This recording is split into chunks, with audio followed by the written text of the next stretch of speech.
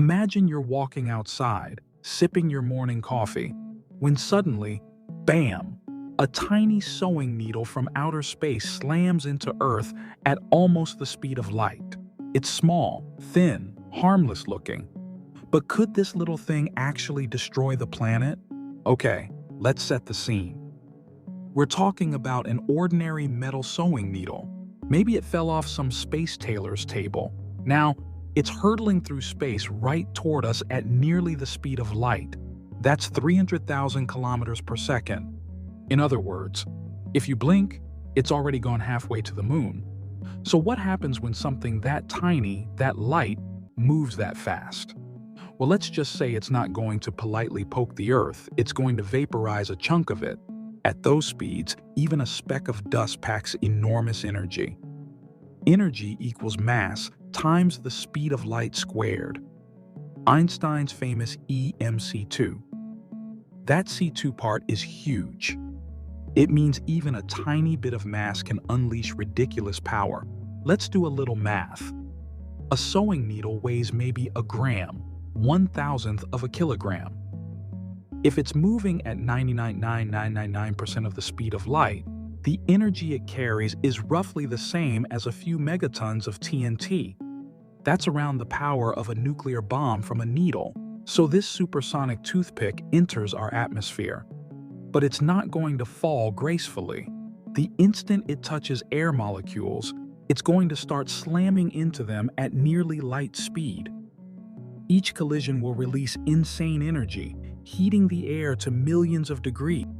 In milliseconds, a glowing fireball would form around it. The needle would probably vaporize before it even touched the ground, but not quietly. The air itself would explode outward in a shockwave strong enough to flatten everything below. Depending on where it enters, this could look like a small nuke going off in the sky, blinding flash, huge boom, and a mushroom cloud made of molten air. So congratulations, our deadly needle just turned into a mini nuclear meteor. But let's say, somehow, the needle doesn't burn up. Maybe it's made of some impossible alien alloy that survives the heat. It keeps going, straight down. When it slams into the ground, all that kinetic energy needs somewhere to go.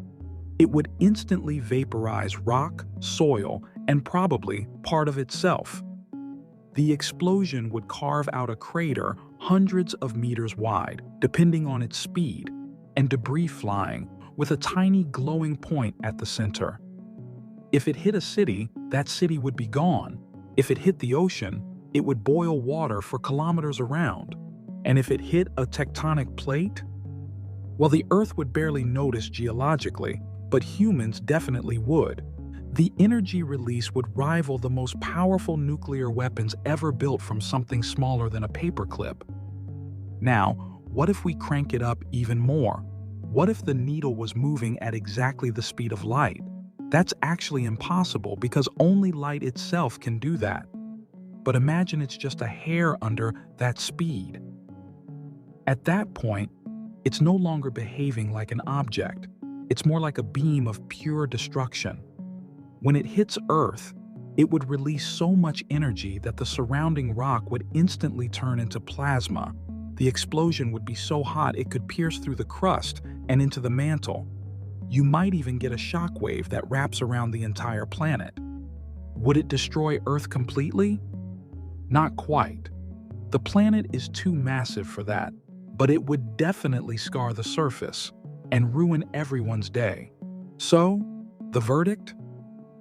A needle from space traveling at light speed wouldn't turn Earth into space dust, but it would cause a massive explosion, comparable to a large nuclear bomb. It's like being attacked by the world's smallest, angriest superweapon. Luckily, there's zero chance of this ever happening. No one's firing high-speed sewing supplies into orbit yet. So what do you think, could Earth survive a full-speed galactic dart attack? Let me know your thoughts in the comments below. And if you enjoyed this cosmic what if, hit like, subscribe, and share it with your most science-curious friends.